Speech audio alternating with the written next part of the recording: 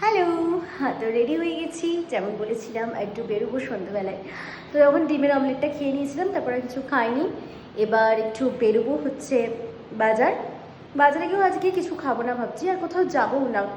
Plan ছিল যে এতে যাবো একটু শপিং করতে। দেখি কি করতে পারি, যেতেও পারি নাও যেতে পারি, সেটা ডিপেন্ড করছে বেরোনোর পর। যদি যাই তোমাদের সাথে শেয়ার করবো। আর একটু বেরোবো, চাটা খেয়ে চলে আসবো। আর বাইকে বসলে একটু স্পিড নিতে ভালো লাগে, ওটা একটু ঘুরে টুরে ব্যাস চলে আসবো। আর রাতে রুটি কিনে নিয়ে আসবো। আমি রুটি বানাতে পারি না, বানাতে পারলেও মানে খুব একটা ভালো পারি না, সৌভিকই আমাকে বানিয়ে দেয়। আজকে সৌভিককে বললাম তোকে আজকে আর রুটি বানাতে হবে না, আমি কিনে নিয়ে চলে আসবো। মুসুর ডাল তো করাই আছে, কিছু তরকারি করে নেবো বা আলু টালু ভেজে নেবো ব্যাস। তো তখন বললো যে ঠিক আছে তাই হবে। তো ওকেও বললাম যে তুই চলে আয় তাড়াতাড়ি, একটু বেরোই ব্যাস। চলো দেখা যাক। এই যে আমার মুসলি একদম রেডি, ড্রাই ফ্রুটস দেওয়া মুসলি।